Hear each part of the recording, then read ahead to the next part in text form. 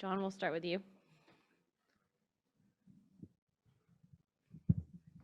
Injury-wise, Rob, everything's as normal. Everything's normal. And starting, are you going with the same starting lineup? Yes. Next question.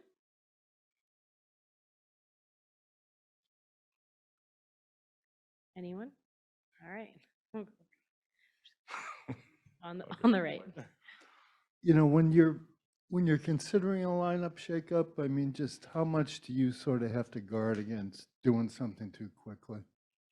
Yeah, it's something we look at, in depth, and more so than that, it could be, a few other things we look at before changing the lineup, switching coverages, switching matchups or some things, and then, our substitution patterns and what lineups are working well together. So there is a big picture approach as well, core group that we want to build with going forward and understanding how to guard every situation. And so for us to put Rob or any others in the best situation is beneficial as well. And so dealt with this in years past in finals or in the playoffs in general, and kind of finding that balance and when to stick with it.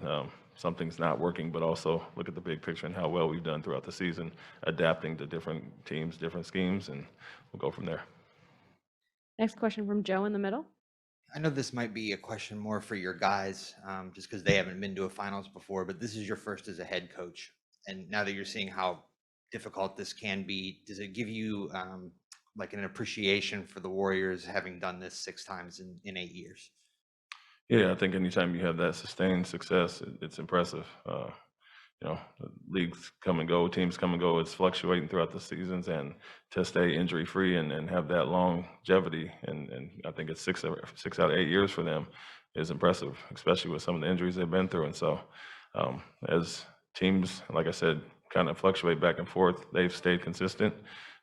It's a model for what we want to do here and build and grow into that. And so very impressive what Kerr has done there, what their team has done, and kind of implementing new guys little by little, but continuing to have the same success with their core group. So it is impressive. We've seen teams do it over the years, and that's our goal as well. Shane on the left. Hey, Ime, how do you kind of get your guys to toe the line when it comes to being aggressive, still playing drive and kick ball, but limiting those turnovers? Understanding where your outlets are at, guys getting to spacing quicker.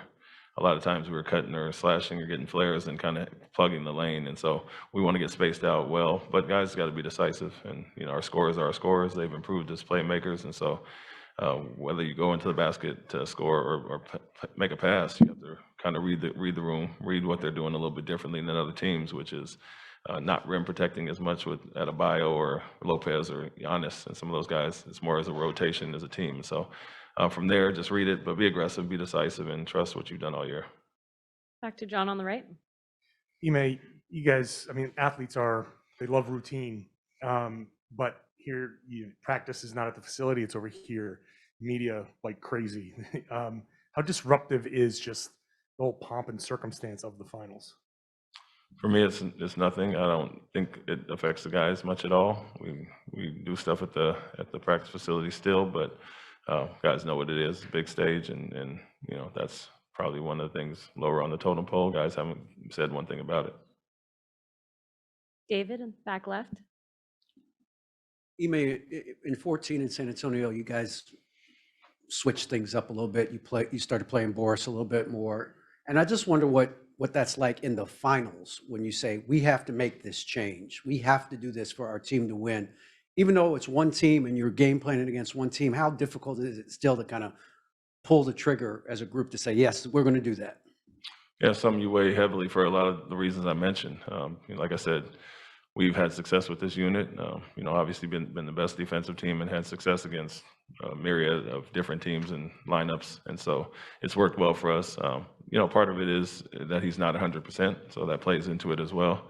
And from there, like I said, big picture approach going forward in the future. This is a core group, and we need to be able to make adjustments and play against any type of team. But you're here in the finals, and you have to do what you have to do to win it. And so understanding that, and our team is selfless. They understand that part of it. And whatever we decide to do, if we do something different, the one thing is not panic. It's 1-1 right now. We didn't play a great second half. We can guard better, play better offensively, and be in a better position. Chris in the middle. Ime, is there anything you as a coach, plan to do differently to try to prevent the third quarters from happening again in game 3? Yeah, a big piece has been the common theme, which is turnovers. We've had quite a few. When we've had struggled in the first half, we've come out and kind of added to that in the third quarter.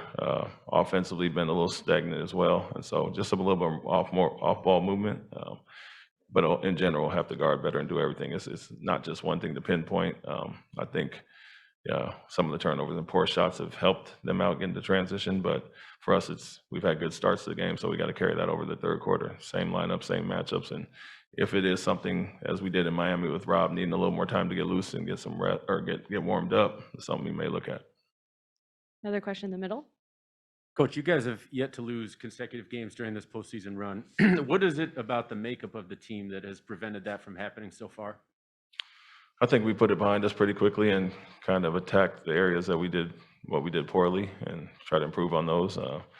We've had some success on the road, and we have to bring that here into this building tonight, obviously. But for us, it's just a resilient group that kind of doesn't care about the last game, put it behind us, and move on to the next. And so I'm looking for more of that tonight. We looked at the areas where we could have done much better, obviously, in the game, but to you guys' point, the third quarter kind of got away from us, and have to have great starts like we have, had solid starts, and then carry that over in the second half. But more or less, it's a not care attitude that we just move on to the next game pretty quickly.